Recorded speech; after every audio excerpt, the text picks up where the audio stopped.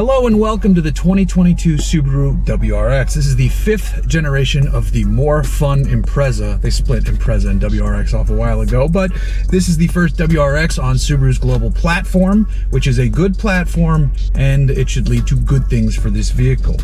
Right off the bat, the first thing to talk about is the outside of it, which is different. There are some good angles and some not so great angles. I don't think the direct on, I think the tail needs work. I think the face is great, the 3/4 is good. The back.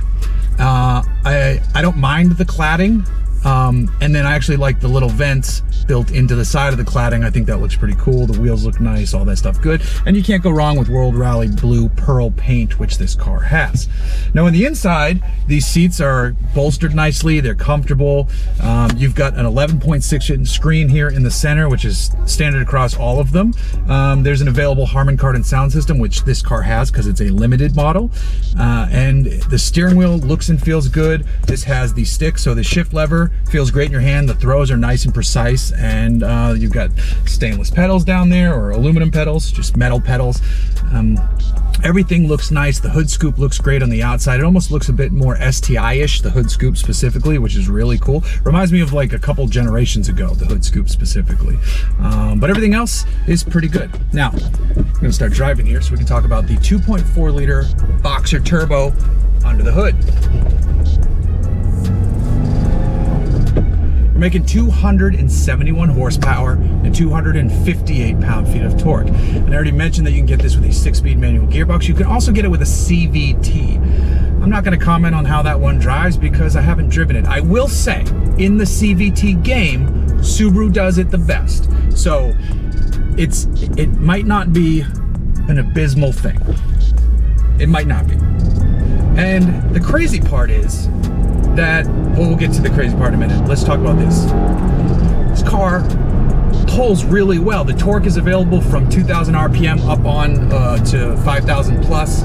So it pulls well. Of course, you have symmetrical all-wheel drive, which is standard on the WRX. You can only get it that way on the WRX.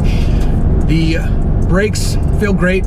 They're perfectly suited to this application. Suspension is nicely tuned as well. And then the steering, this thing really wants to change direction far more quickly than I remember other WRXs eager to do so. I mean that in a good way too. Like, just dial in a little bit and the nose cuts right into the corner, and you can really just huck this thing into some fun corners, which is always fun in any WRX. Let's take it through some corners. Yeah, clutch, shifter, throttle, all feel excellent in this car. And then you couple that with the brakes, like I said, but the steering, it's just really, really well done. And I'm sure part of that is owed to just being on this global platform, which allows it to build up a chassis which supports all of the fun I'm having. Fun in the back seat? Cool. Yeah, throttle's happy to rev match with a quick stab of the foot. The pedals are set up nicely for heel towing too, for those of you who enjoy doing that.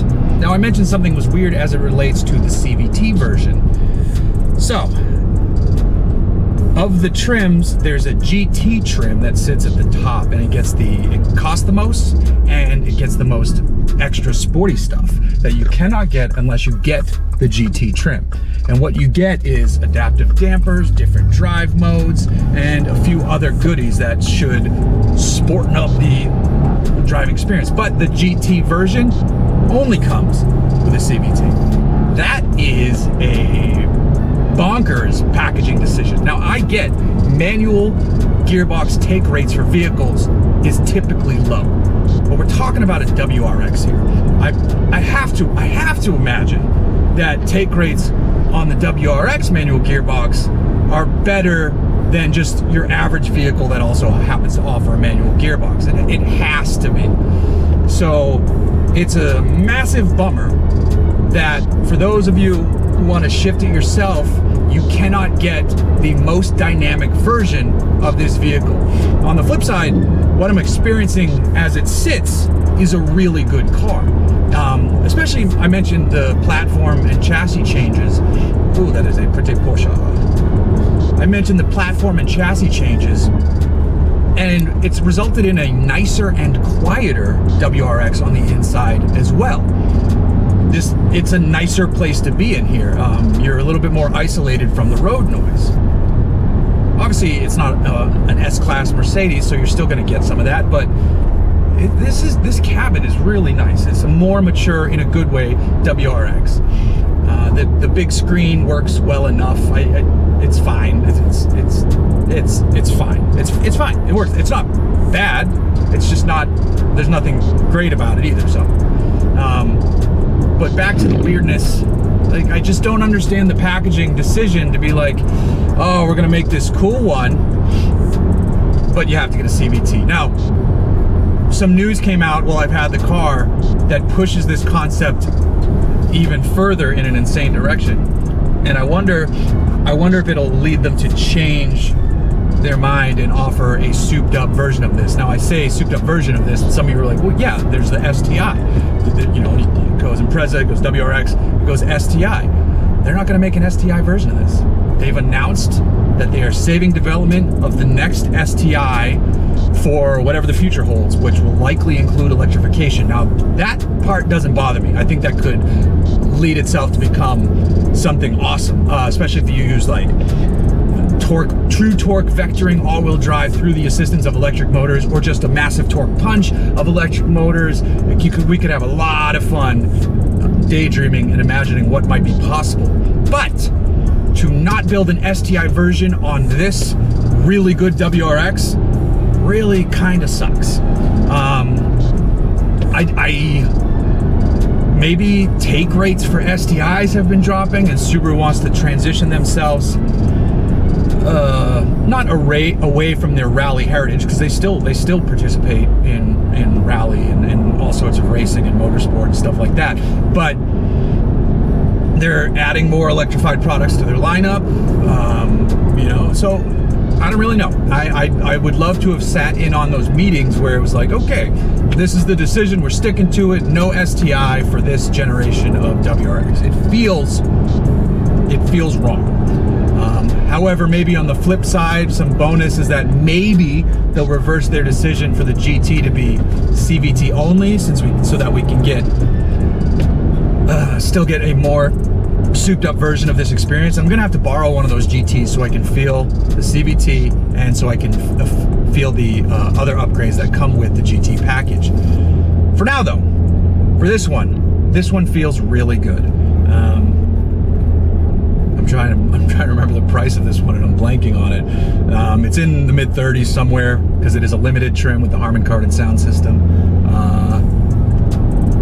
and because the GT jumps is a pretty good jump over this one. So quick, too long didn't watch if you're here at the end, which doesn't make any sense. The summation of the WRX, it's really good. It's really, really good. There's one tough angle out back with the tail. Everything else is pretty great. Engine feels good, nice and responsive, and then it's absolutely bonkers that you can't get the fun sporty bits without a CVT, and that they're not making the STI. Don't get it.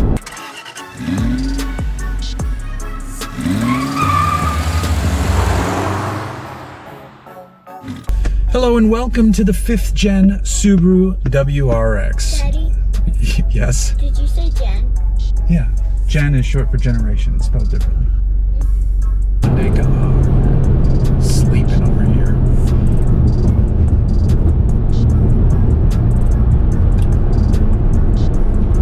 Oh, you're actually asleep.